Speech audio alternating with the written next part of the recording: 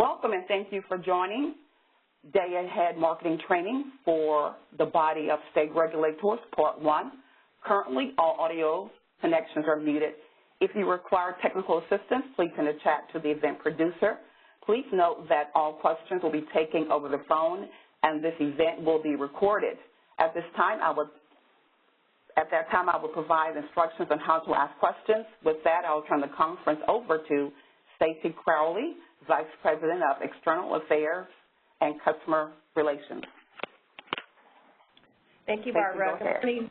Thank you. Good morning, everybody, and thank you for joining us on the first of two sessions regarding the Day Ahead Market Training. I just wanted to kick it off and thank you all for taking the time to do this. I think it's a great opportunity for us to talk a little bit about the Day Ahead Market as it exists today and allow you to ask questions. As Barbara indicated, it will be recorded, so you and the staff that cannot attend today can also listen in when we get that posted to the VOS webpage. So I wanted to turn it over to Commissioner Lisa Tawney to provide an introduction, and then we'll get started. Thank you so much. Stacey, can you hear me okay? Yes. Wonderful. Well, welcome everyone back from the holidays. We're certainly hitting the ground running with the VOSer as we prepare to effectively engage with the extended day ahead process, both with other types of stakeholders, but also within our own states. I think that's an important part of what we do as the VOSer. I want to welcome the EIM governing body members who are joining us today. We all face a learning curve on the Day Ahead Market, and I'm so glad we can do the learning together. So thanks for joining us. And I also want to welcome the WEAB members who are joining us today. When we talk about these questions back in our states, the WEAB members often are grappling with answering stakeholder questions at home, and I'm glad we can share this learning with you. I've had the opportunity to preview the slides for today, and I'm really excited to walk through the training. The CAISO team has been very flexible in really deeply tailoring this training to our needs. We sit in a funny place compared to most stakeholders. We aren't market participants. We don't currently set up a fleet of generators or prepare to serve a customer load every day. We're much more accustomed to regulating strategies that engage the bilateral market in evaluating the risks of that, the opportunities, the efficiencies, rather than the risks and opportunities of the centralized market.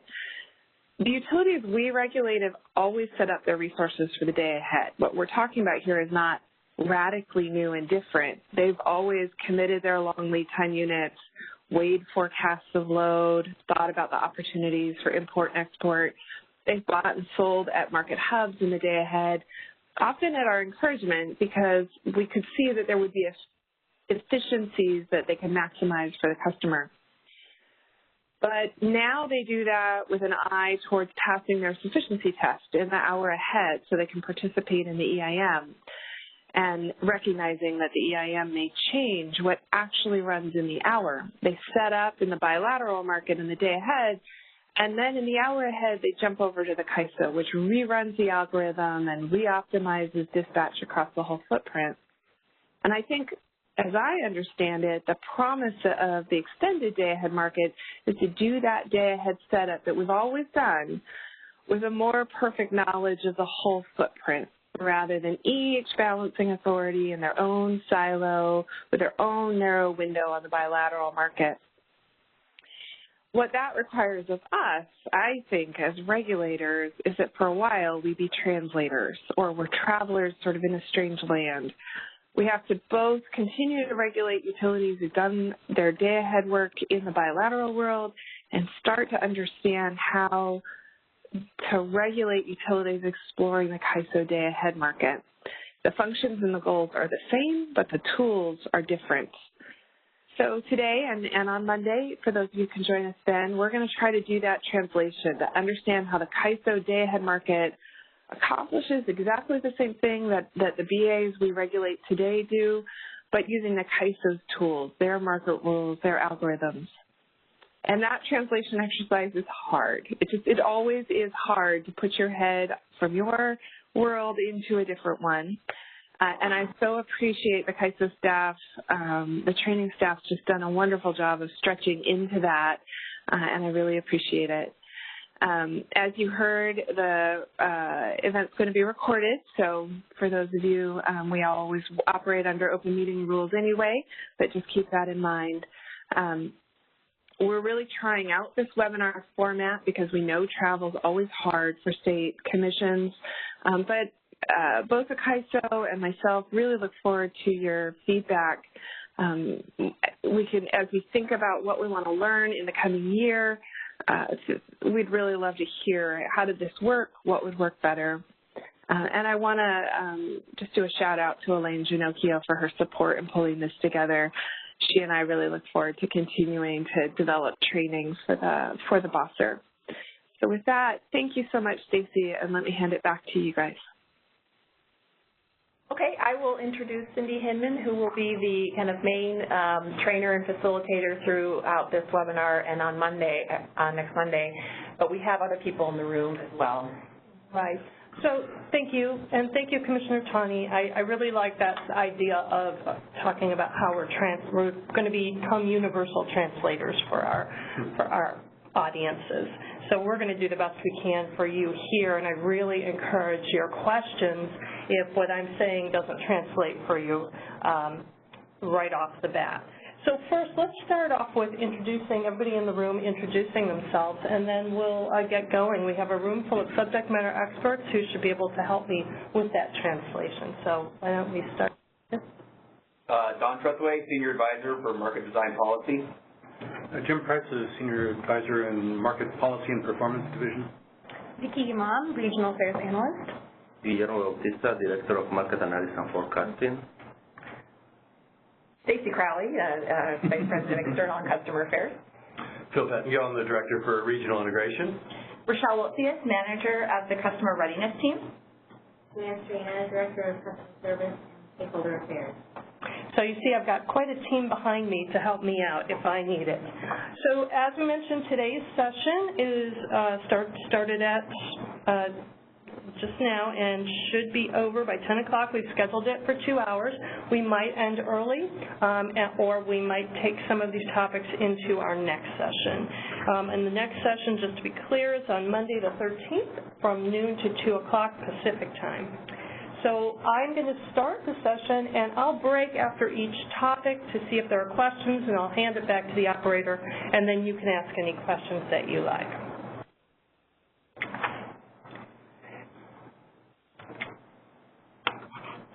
Okay. All right. So originally, the purpose of these sessions was to educate our stakeholders on the features of the current day-ahead market, setting a foundation for our extended day-ahead market stakeholder process. So we had 3 day-long sessions for EIM participants and our other participants to learn about how our day-ahead market works today so that they can participate in the stakeholder process for EDAM going forward. And just like them, I know this audience probably spans a wide range of energy knowledge, and some parts of this may seem really basic to you, and some of it might be very complex, and in that case, I really encourage your questions. And also, if you can add to the story from your perspective to help bridge the gap between that translation between what we do and what your daily day-ahead planning looks like, that would be helpful too. So we've abbreviated the day-long sessions for you, and as Commissioner Tani said, we tailored it for what we think the best we could for your needs. Let's go over our agenda. So we have today's session and we have next week's session. I'd say today's session is more the foundational information, and next week's session we're going to get into some more complicated topics. Today we're going through the introduction right now. Then we're going to talk about the goal of a day-ahead market. Why do we have one? And the important inputs for the market to run the market optimization, and then what does that optimization do? So that's going to be today's topics. Next week, we're going to talk about pricing. We're going to talk about our locational marginal pricing and what that means and what it does. And we'll move into our financial products, including congestion revenue rights and convergence bidding, also known as virtual bidding. Then we're going to get into the outputs of the market. What comes out of the market? We know why we have it. What are the outputs? We'll wrap up that session talking about the upcoming initiatives and stakeholder process here at the ISO for day-ahead changes that will be coming in the future. So that's how we'll tie this all together at the end. So let's start with the basics of supply and demand. Supply is that generation and imports, generation being the generators in our balancing authority, and the imports sending energy into our balancing authority. That makes up our supply. And load and exports, that's what's being consumed or sent out of our balancing authority. So the load or exports is the demand. In the situation we're looking at right now, we have more demand than supply, and we call that an undersupply situation. And it could be due to the fact that there was an outage of one of our generators, or maybe the weather got way hotter than we expected, but we have more demand than we have supply. So as a grid operator, we'll need to, one of the main purposes of a grid operator is to ensure that balance of supply and demand. So the grid operator will bring on more supply to bring that grid back in balance. And our market helps us do that. The optimization will help with this. This is the situation is reversed. There could be more supply than demand. Let's say it's the middle of the night in California and the wind turbines are blowing and everybody's sleeping. We don't need all that energy. That also takes us out of balance, and the grid operator is going to use the market, and the signals that we get from the market will incent our market participants to lower their supply so that we bring that back in balance again. So operating the grid is all about balancing that supply and demand. And that's whether you're part of an ISO or not, right? Part of your balancing authority has an ISO or not. It's all about that balance. So let's start with who is the California ISO. Now, we're a nonprofit public benefit corporation, and as I mentioned, the goal of the grid operator is to balance that supply and demand. And so many people are familiar with the California ISO, that we do maintain that grid reliability as the grid operator, and we run markets. We run a day-ahead and real-time market. But I just wanted to let you know there are other things that we also do. So we facilitate infrastructure planning within our balancing authority, and we help plan for new transmission needs and so forth in our balancing authority. We provide market transparency through those day-ahead and real-time markets, and prices are produced that incentivize behavior. We support state and federal policy goals. We're aligning our tariff and our markets with the state and federal goals that are set out there, and we're coordinating the bulk electric power system. And through things like our EDAM and initiative and other initiatives that we have, we're driving innovation to make a more efficient power grid. So to summarize, you can think of the ISO as having two main roles. We also are a reliability coordinator, but that's kind of a different topic. But our two main roles are that we're a grid operator and we're responsible for maintaining that grid reliability. And we're also a market operator. So let's talk about these roles. So when we talk about a grid operator, their main focus is reliability and keeping that balance of supply and demand. And as I mentioned, that happens in all of your balancing authorities as well, whether it's through we do it through a market, but there are other ways to do it. And the grid operators also making sure that we're operating within the system within limits, the transmission system within the limits, so that we're not using more transmission than we have available, causing contingency problems. And we're ensuring the grid is secure in case of a contingency event. What if, again, a large generator goes out? We need to make sure that we have available capacity to maintain that balance. And we're also responsible for orchestrating the restoration in case of a system outage. So the way that we facilitate that is through our markets. So as a market operator, we are running that day-ahead and real-time market, and it's providing price transparency, and it's minimizing the cost because it's optimizing all the resources available and all their costs. It's providing non-discriminatory access to the grid as well. So the ISO is a grid operator and a market operator, and our participants are called scheduling coordinators. And you'll see the acronym. By the way, we have lots of acronyms, and I'll try not to use them, but scheduling coordinators you'll see in the presentation are called SCs. Scheduling coordinators are those entities that are authorized to transact business with the ISO. So they do a number of things. First, they represent the load, the supply, the imports, the exports, the traders, and the convergence bidders who want to participate in our markets. They need to be certified to do that. There are a number of steps to becoming certified. There's testing, there's a creditworthiness, and so forth, and each one of our scheduling coordinators is certified to participate and conduct business with us. They have responsibilities to comply with our tariff and all of our rules.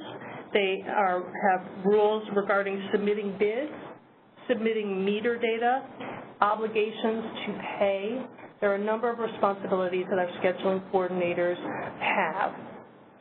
They also, in the operations side, need to have a 24-hour scheduling center so that they're always in contact with the ISO. And they're responsible for the financial settlements. They receive our invoices and our settlement statements, and they're responsible for creditworthiness and reconciling their settlements our settlements against their activities. So we have our scheduling coordinators. And the market plays a big role in assisting our grid operators with maintaining reliability. So we're going to start looking at the day-ahead market. That's our goal. But before we do, Barbara, I'd like to open it up for questions just to see if there are any questions about being a scheduling coordinator, the ISO's role, the reason we're doing the day-ahead market training. Thank you. In order to be placed in the question queue, please press #2 on your telephone keypad. At that time, I will unmute your line. Then please state your name and question.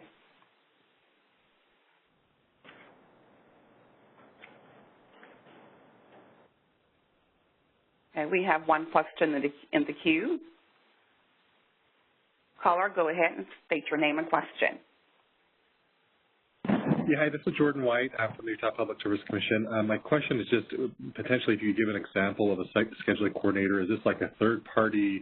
Is this a utility? Is it both? What does that actually look like? Who are these people? Thanks. So it's all of the above. So the utilities are scheduling coordinators. Traders can be scheduling coordinators. Generation owners can be scheduling coordinators. Banks can be scheduling coordinators. Anybody who wants to participate in our markets and meets the certification requirements. So, for instance, in California, Southern California Edison is a scheduling coordinator. You'll also find, for instance, Calpine as a supplier is a scheduling coordinator. We have our convergence bidders, our virtual bidders that we'll talk about, that are also that don't have any assets, and our scheduling coordinators as well. Thank you. You're welcome. And by the way, if you really wanted to know who our scheduling coordinators are, on our website there is a list of all of our scheduling coordinators. So you can really if you really want to dig down, you can take a look on our website and see who all our current scheduling coordinators are.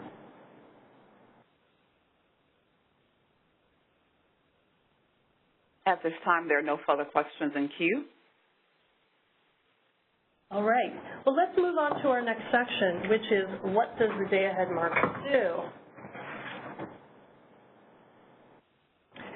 So the ISO runs two markets, and as I mentioned, the key here is that we're trying to balance the supply and the demand.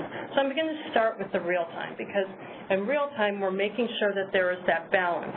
We have a real-time market, which includes our energy imbalance market, for those of you that are familiar with it, and it covers the forecast of demand. It looks at the forecast for the next 5 minutes and dispatches resources that will be needed to cover that load forecast, to cover that demand. So we have a market tool, we call it the optimization, that's analyzing all the resources that are available at that time and that have bid in to serve any of those changes that we're anticipating 5 minutes from now. So then we have our day-ahead market.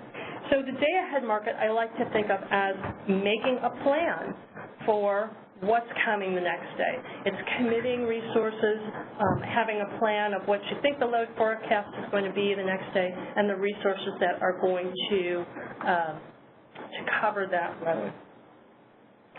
So just like without a market, you're going to have a plan a day in advance for what you're going to need tomorrow. So the ISO has a day-ahead market. So just to give you a frame of reference, today at 10 o'clock we're going to want all the information for the day-ahead market for tomorrow. So at 10 o'clock we're going to start running that market, and we'll come out with a plan later this afternoon for tomorrow's operating day. So ultimately, the main purpose of our day-ahead market is an assurance a day in advance that there are adequate resources available and deliverable when real time comes around. So, and maybe you can help me with this translation, but my understanding, and I think Commissioner Tawney mentioned it, is that vertically integrated utilities look at all the resources that they have available and know all the attributes of those resources, and also know the load forecast and the transmission available, and make a plan for the next day. In the ISO, we use our day-ahead market to do that. It analyzes all the bids that come in and the forecast and the network model, and optimizes all of that. It analyzes all those factors and comes up with a plan for the next day. So let's take a look at this in a little different way. So in this graph, if you look at the far right and you think of that bar as the operating day, and by the way, I use the word trade date and operating day interchangeably. I know I do that, so they mean the same thing.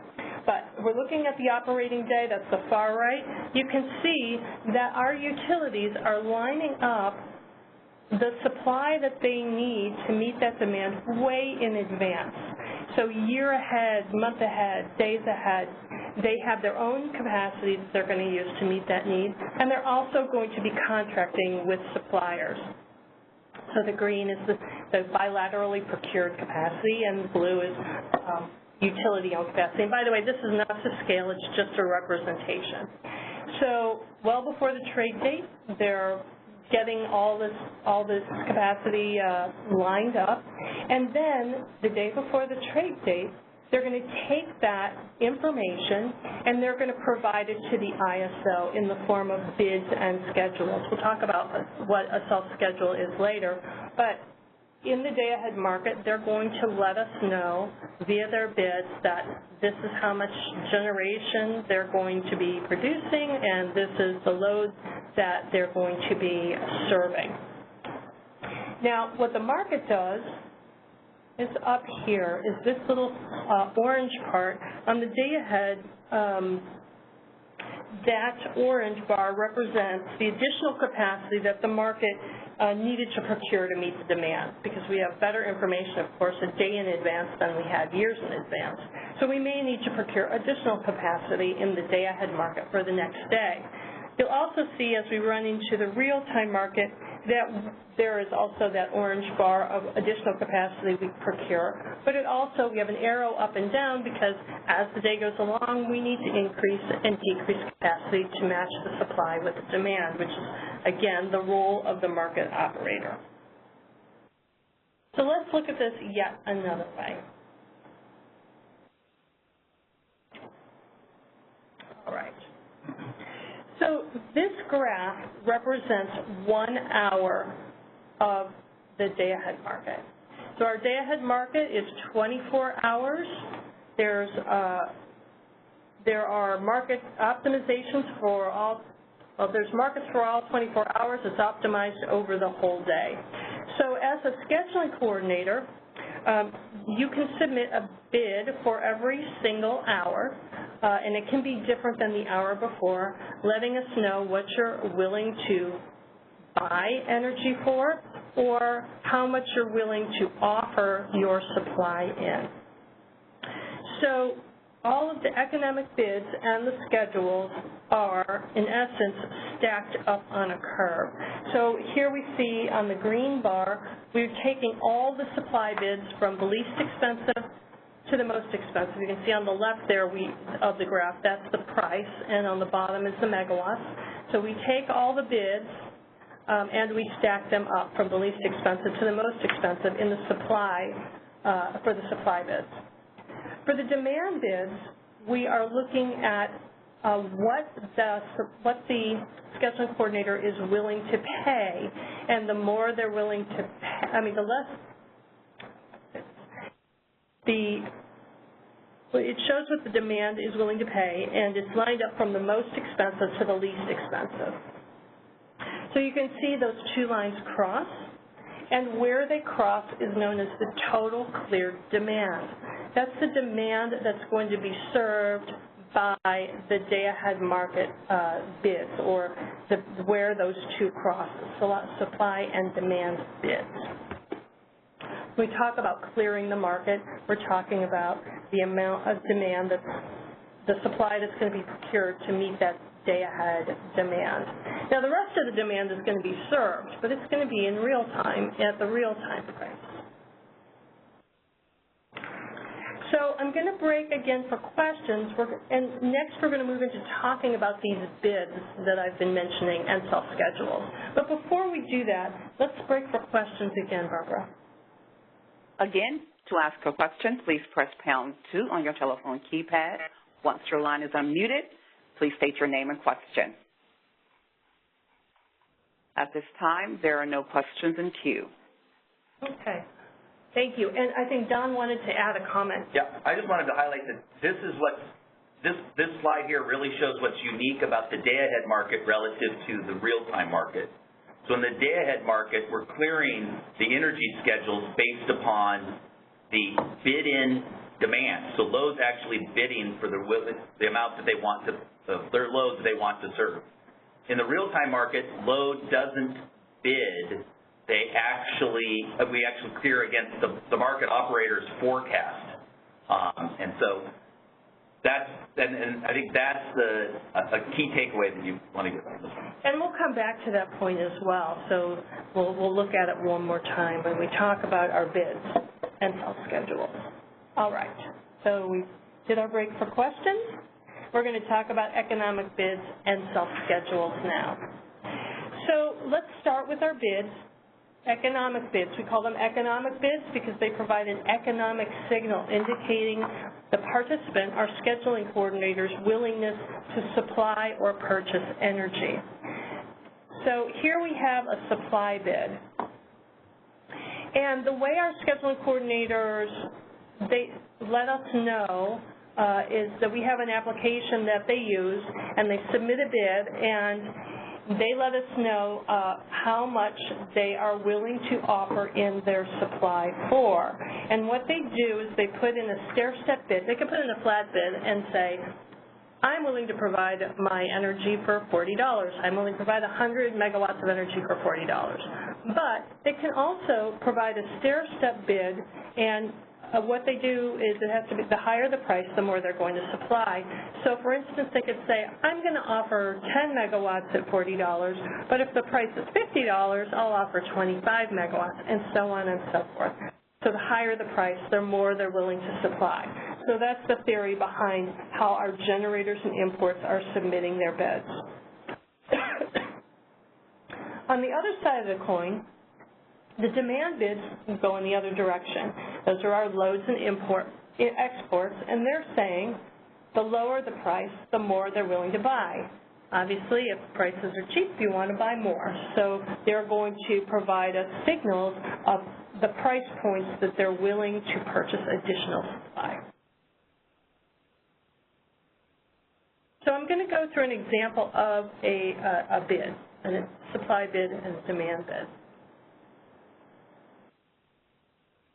First, I'm going to talk about price takers and self-schedules. So we talked about the energy bids that provide economic signals. Self-schedules are a situation, we have supply self-schedules and demand self-schedules. In a supply self-schedule, the scheduling coordinator is saying it's willing to run its generator regardless of the price.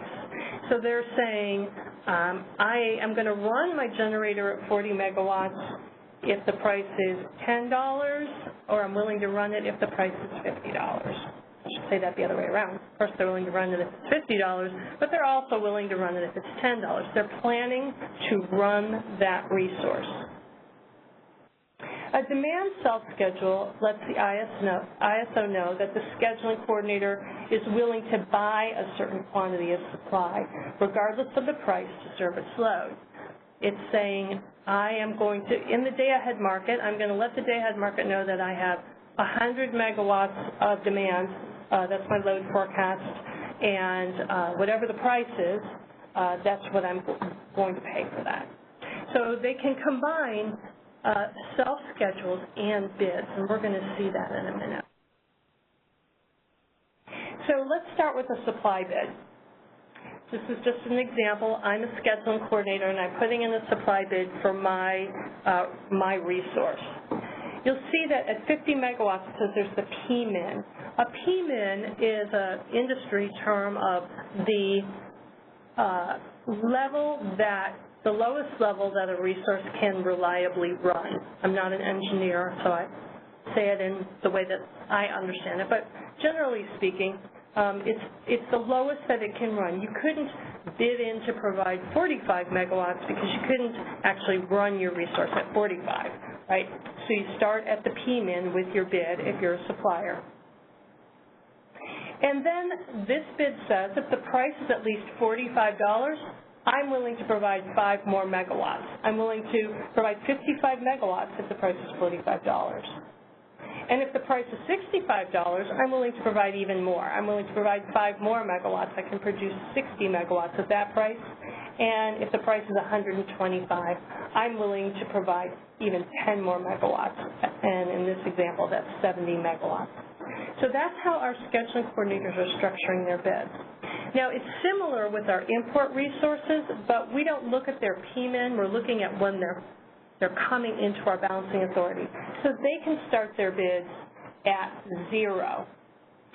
And again, to reiterate the point, for supply, as the price increases, the quantity increases.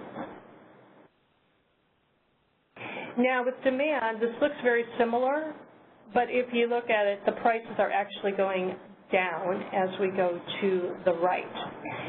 With a demand resource, they start at their self-schedule. So this particular demand resource has a self-schedule of 11 megawatts. And they're saying, whatever the price is, I'm willing to pay it for that 11 megawatts. However, if the price is $75 or less, I'm willing to purchase another 4 megawatts. And if the price is even lower, at 65, I'm willing to purchase another megawatt, up to 16 megawatts. And if the price is at least $60, I'm willing to purchase yet another megawatt. So that's how the demand and export are structuring their bids. The price decreases as the quantity increases.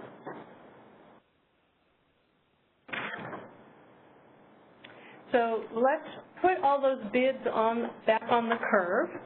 So we have the energy bids, and we also have the self-schedules. The self-schedules, remember, they're offering, willing to purchase or offering to supply no matter what the cost is. So they're placed at the beginning of those curves that we make when we're stacking up the bids.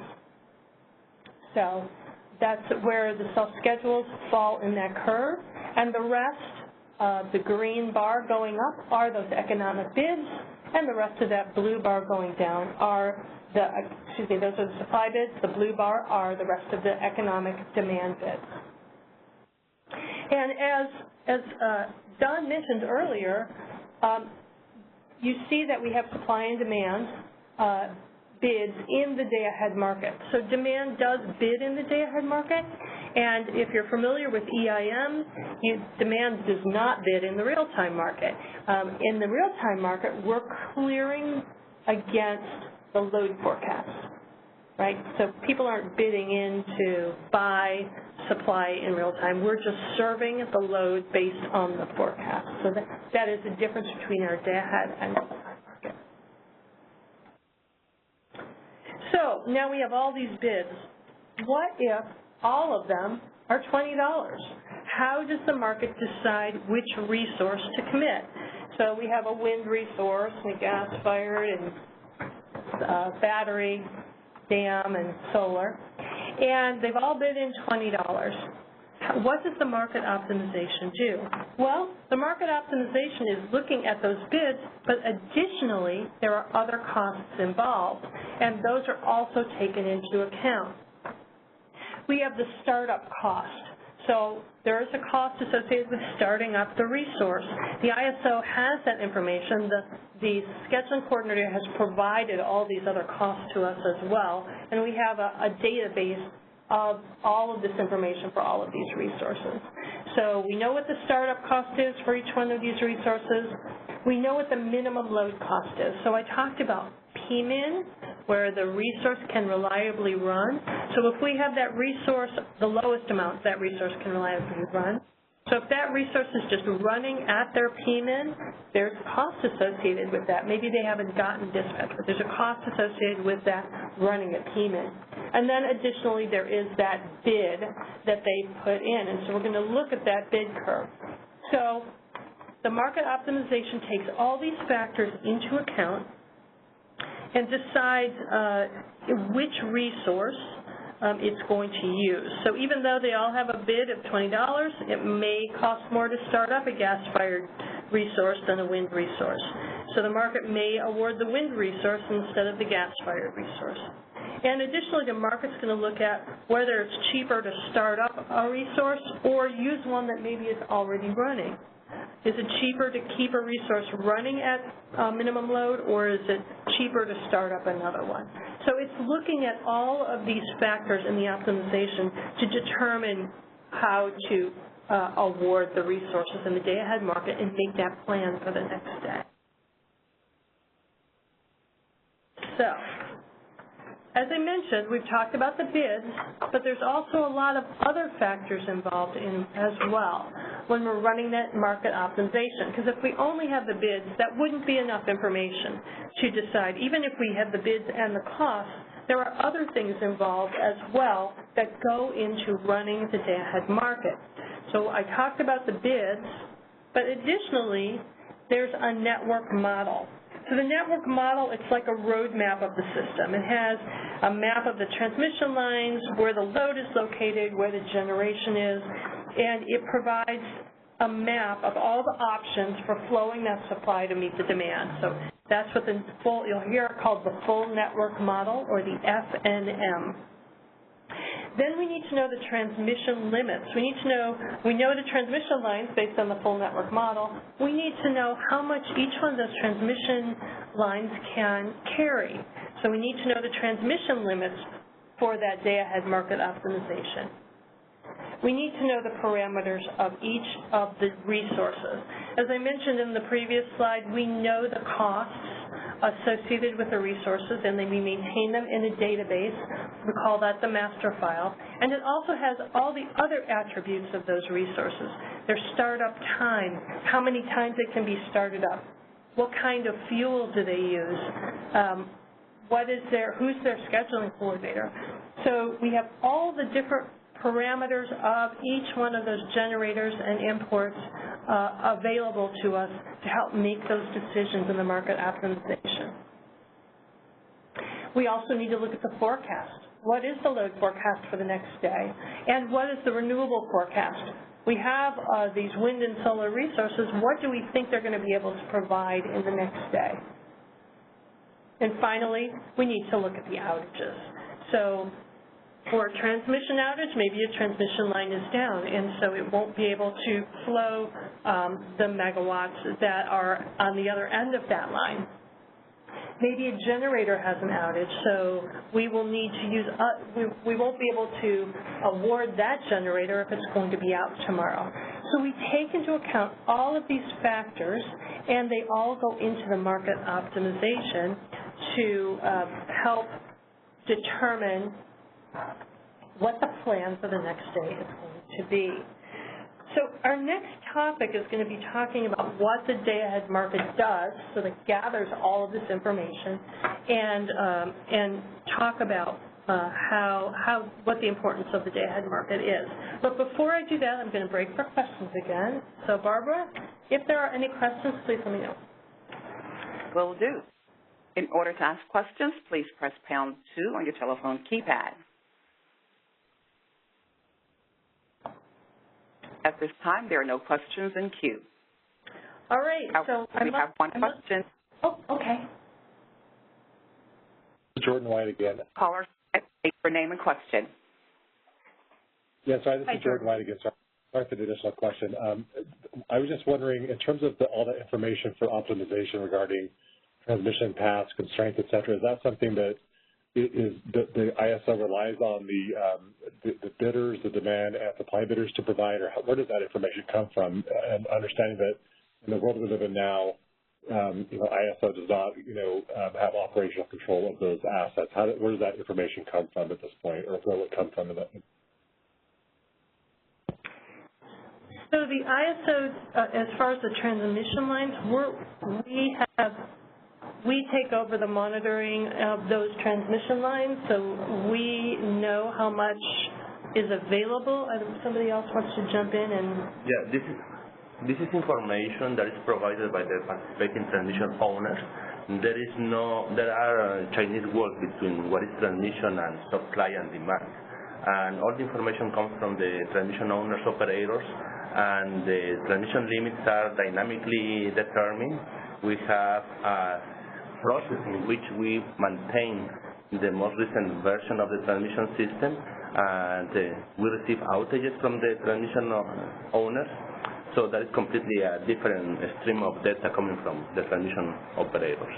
Okay. And that information is already provided to us as part of the energy imbalance market when the transmission side of the house gives us information regarding their balancing authority area so that we can efficiently dispatch and run the market. And similarly, information about generators, those resource parameters provided by the generation owners. Mm-hmm. Did that answer your question? Yeah, so it sounds like there's nothing changing from the real time of the day ahead market in terms of where the information is coming from or what the source is. It's just it's currently already happening, I guess. That's correct. Okay, thank you. Thank you. Any other questions, Barbara? At this time, there are no questions in queue. This is Lisa. I'm on the speaker line, so could I ask a question? Sure. So just to draw a really distinct picture in my own mind, the world we live in today, when we think of the day-ahead market and the BAs that we regulate, as opposed to this market clearing that you're doing right now today is only in the California BA, and the generators, say, in PAC East or in another state, they show up in this day-ahead market as imports today. If they choose to offer an extra resource because they know they have some extra, they can do that. But this that is happening today is only in the California BA, and we are still getting set up in our own way in our own BAs, right? That's correct. Currently, outside of our balancing authority, if any of the EIM balancing authorities or any other balancing authorities that want to offer their supply into our balancing authority, those are imports. So they show up in that 0 megawatt way, and they're incorporated in the algorithm that way today. Well, it starts at 0, so they can put a bid in for 100 megawatts or however much they want to offer. But yeah, they're bidding in as an import. And there are also dynamic transfers, which can be specific generators. If it is a specific generator, then it has resource characteristics like internal generators.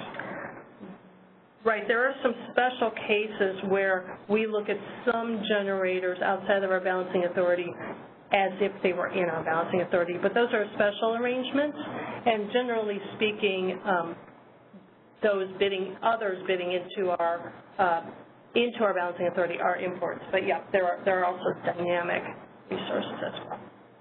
And so then as we think about the move from this world where our generators may be being awarded, but that's because they're offering as an import, we would be, as we think about extending the day-ahead market, we would be moving to this model where you would be thinking about they would put in their whole bid, not an import bid, but their actual whole schedule or their actual whole bid, and then you would clear across the whole footprint. We would jump from doing things, getting set up in our own BA to the setup, the plan being done in the CAISO algorithm. We would make that leap if we went to the extended day ahead.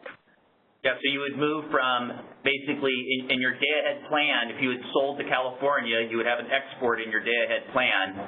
Now you would have, and you would have a schedule at the generator. Now what you would have under an EDAM context is a schedule at the generator, and there's a transfer that has occurred between, an EDAM transfer that's occurred between the balancing authority areas. And I think you hit on something key earlier in terms of really what the day-ahead market is sort of analogous to, and it's those hourly-based schedules. So in the EIM, all of the EIM entities are submitting hourly-based schedules, and they have some process by which they come up with this. The ISO uses its day-ahead market to, in essence, come up with our hourly-based schedules, where we want to start the real-time market from in terms of how we now cover the different, the actual system conditions.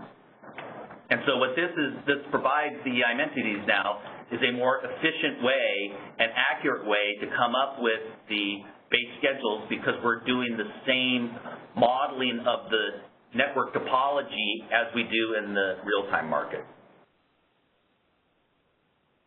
Great. Thank you so much. All right.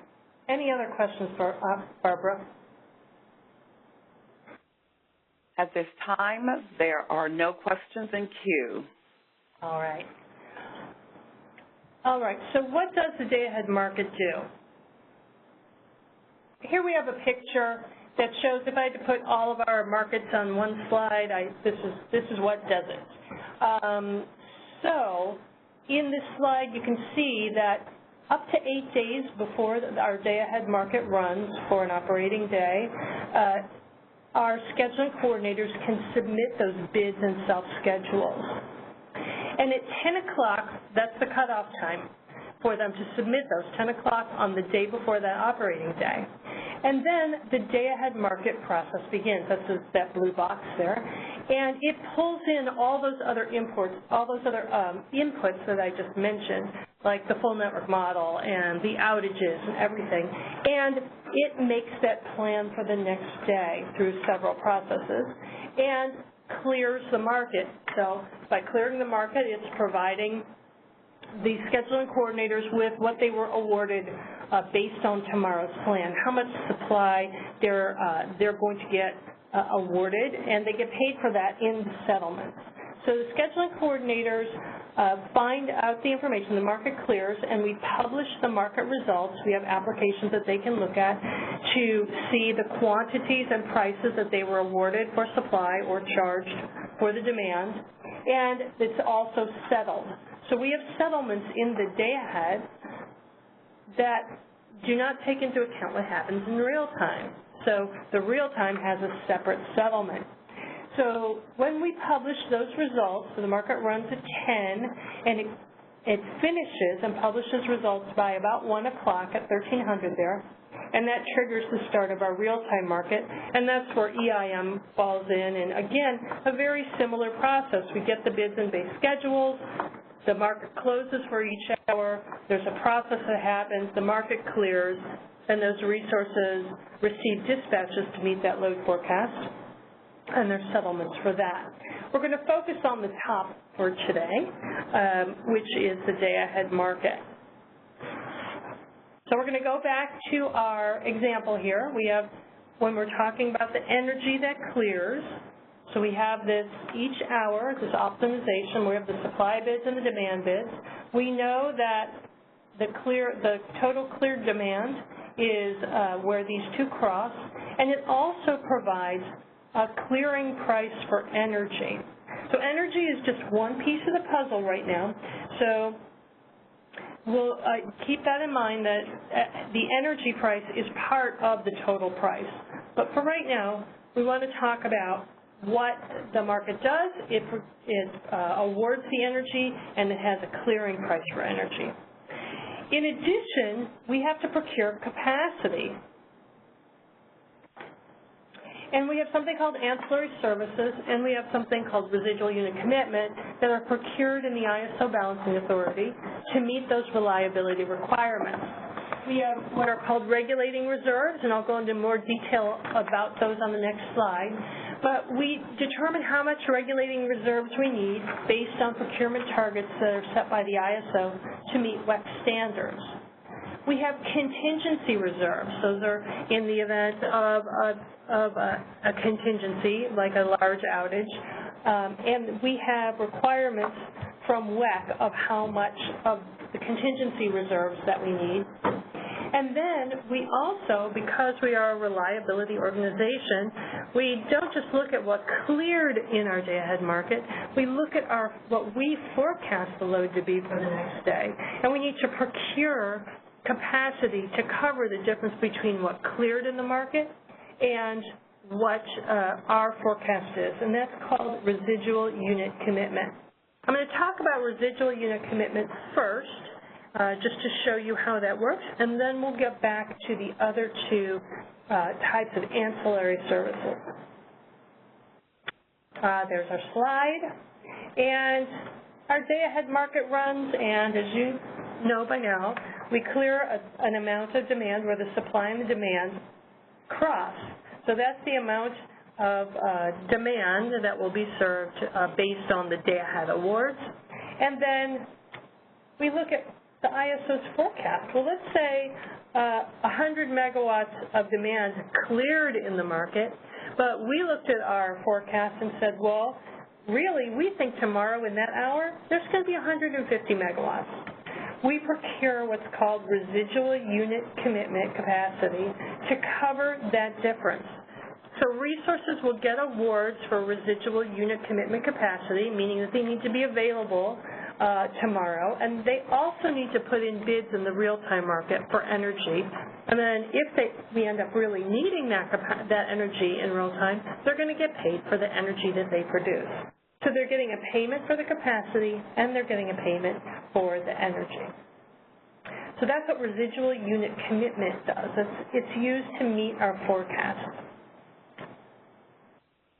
Again, it's a method of assuring reliability on the grid, and we're procuring additional capacity in the day ahead for real time in the event that we need it. And at the bottom, the light blue, they need to submit an energy bid in real time in case we need their energy.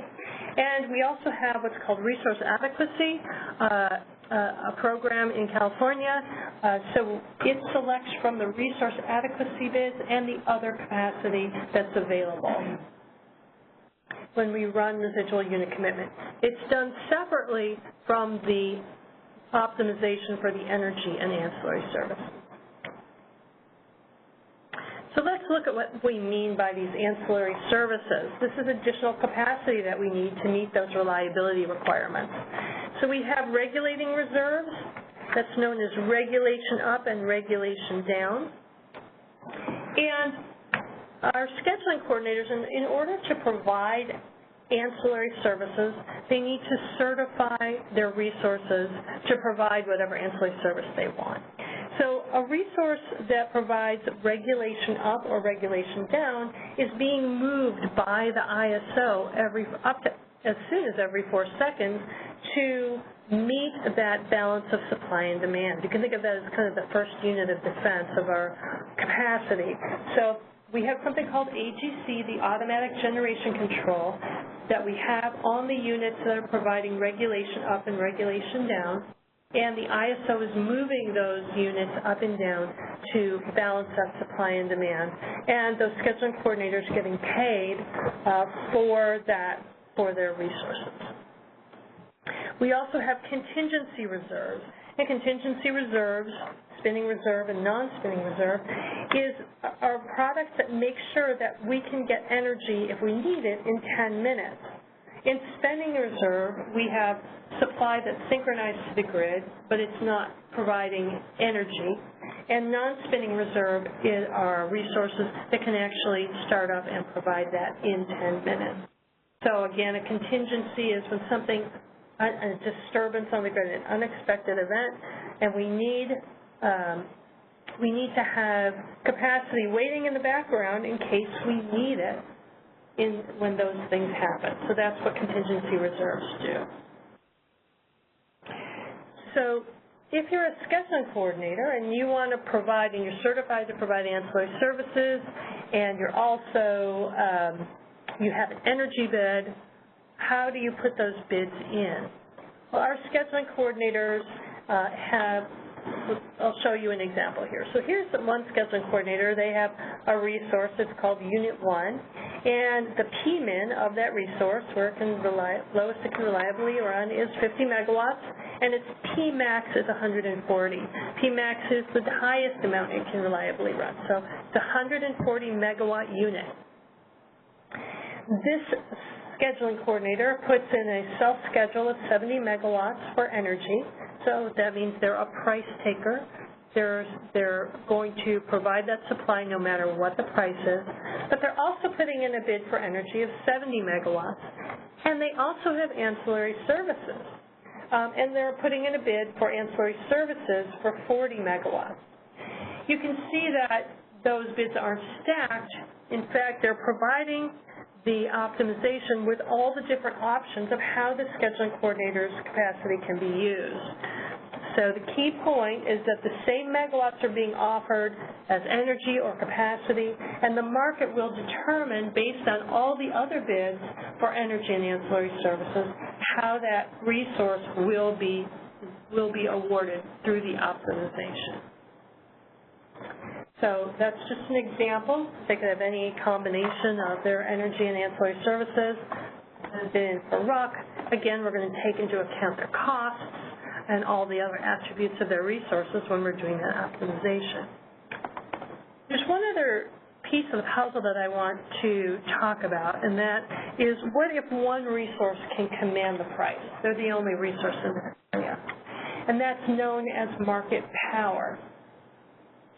So in this first picture here, there's competition among the suppliers to serve the load. So there is not market power. You can see there's 3 generators of that nice little community on the hill there, and there's 3 generators that are offering to supply that, and they each have bid in at a price, and there's competition among those suppliers.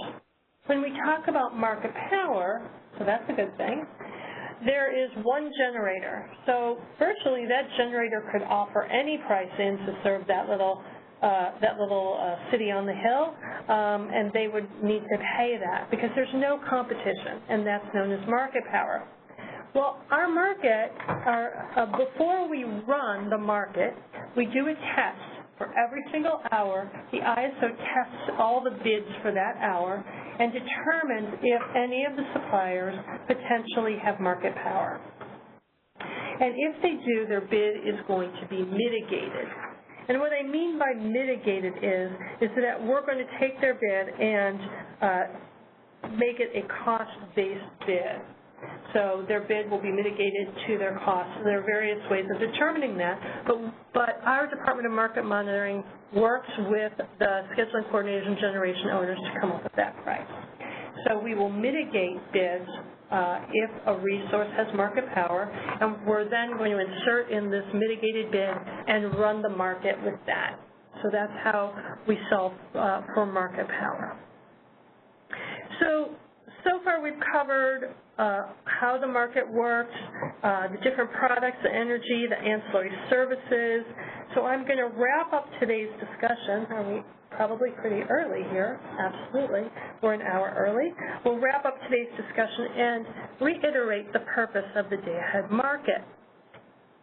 So grid operators, their role is creating a plan for the next operating day to ensure reliability. At the California ISO, we use our day-ahead market to help create that plan, and the outcome of that is that we get the supply we need to meet the demand that cleared in the day-ahead market. We're also looking at that demand forecast and making sure we have enough capacity available, and we're also procuring ancillary services to meet the 4-second deviation and also any a contingency capacity that we need. So that's the outcome of what happens in the day-ahead market, and our plan is now in place for the next day. So that was really all I was going to cover today, and I'm going to open it up for questions again, Barbara. Okay. We have one question in queue. Caller, go ahead, state your name and question. Yeah, hi, just a question regarding the slide a couple back on the regulating reserves, the regulation up and down. I just was wondering if you could give an example of regulation down, what type of resources that would be and what that would look like. I guess I'm just trying to imagine, is it something like the specific resource could do that, or all resources? I mean, is this like a coal plant, a combined cycle? What does that look like, and who actually has control over that if you bid into that as a product? Any resource can provide that up to their certified quantity. So what regulation down does is you'll have an energy schedule in the day-ahead time frame above your PMIN, and so that way we know that in the event that we need to balance on a 4-second basis less than our 5-minute dispatch, we can move that resource down through the AGC signal. Right. So, for instance, let's say they have a PMIN of 80 megawatts, and they have an energy schedule of 100 megawatts. So there's 20 megawatts there that we can play with, and they have a dispatch for reg down, or they're moved actually through AGC. They can be moved from that 100 megawatts down all the way to that 80, and every 4 seconds we can be moving that resource. If it had a 20-megawatt regulation award between 100 megawatts and 80 megawatts of output, we could move it within that range. And one requirement is they need to have the capability of being on the AGC control. Right. And this is probably a separate module. Oh, sorry. Go ahead. Yeah, this is probably maybe a separate module question, but I'm just wondering, how is that price, I guess, in terms of it's not based upon some kind of marginal cost, you're actually being paid to regulate down. I'm just kind of curious, what is the inputs for that? So they bid a capacity price that is their marginal cost of providing that capacity service. There is also an energy settlement associated with responding to that automatic generation control signal. And those changes are settled at the 5-minute price. They're not moved economically, the regulating use resources. We move them predominantly we move the fastest resources first, and that's because you can move those resources back to that day-ahead schedule or that reference point, which basically says you have additional capability to respond to variations from the 5-minute dispatch within that 5-minute interval. Thank you. Barbara, are there any other questions? We have an additional question in queue. Caller, go ahead, state your name and question. This is Maury Galbraith with the Western Interstate Energy Board, and I have a question about the residual unit commitment, and I'm looking at slide 28.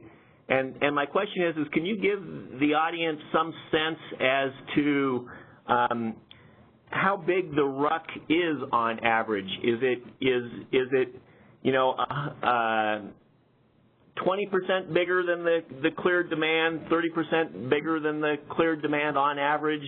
And then could you provide an example of why the ISO forecast might be greater than the aggregate forecast of all of the bidders? Yes, I don't have a specific number to give you, but I would say in average maybe in the range of 1,000 megawatts, no more than 2,000 megawatts, and it's quite dynamic day to day. And I would emphasize that the difference between what the integrated forward market clears, IFM versus RUC, is not just about load forecast. You may be right on the load forecast that we are projecting for the day, and obviously when the demand submits a bid, they are going to be based not just on the forecast that they have, but also on the strategy that they want to position for the day ahead. They may be willing to come long or short in the day ahead based on their strategy, and that is regardless of how accurate the forecast is going to be. So there are many moving pieces that may lead to this difference between IFM and RUC. One of them is the forecast, the other is the economics of the market. If they are bidding in at a price that simply because any conditions in the market clears lower or higher, that is going to lead to a higher or lower clearing of the demand. So I wouldn't expect all the difference just to the load forecast accuracy. With all those moving pieces, including things that we'll get into the next session, the market overall clears fairly close to the forecast. But one purpose of the RUC is to make sure we've got capacity for unanticipated events, to cover outages, things like that. Yep, and I would also add that it's procured regionally, so in different areas there may be more of a gap between what clears and what's forecast.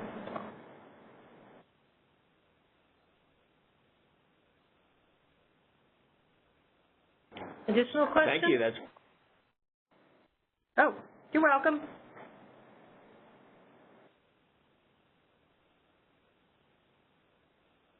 At this time, there are no additional questions in queue. All right. Well, I hope we did a pretty good job of translating. But what I'd like to ask of you is, we have all your email addresses, and we're going to send out an evaluation and a SurveyMonkey survey. And I would really appreciate if you could fill that out. Let us know how we're doing, and especially if you could fill it out before our next session, we can make sure that we're heading in the right direction. If this is, I don't know how much we can change our next presentation before Monday, but I'd like to really know what you liked about the session, or what's missing from it, what level it's at for you. So if you could do that, you can look for those coming in your email in the next day or two. And I want to thank you all for, I've got a slide here. We skipped backwards, so I never got to my last slide. All right, so I want to thank you all for participating. Again, our website, www.caiso.com. So for instance, if you want to see our list of scheduling coordinators, you can do that there. Or if you just have a specific question you want to ask, you can send it to me at customerreadiness@caiso.com. And with that, I'm going to close the session, and thank you so very much. This concludes our conference. Thank you for using AT&T Event Conferencing Enhanced. You may now disconnect.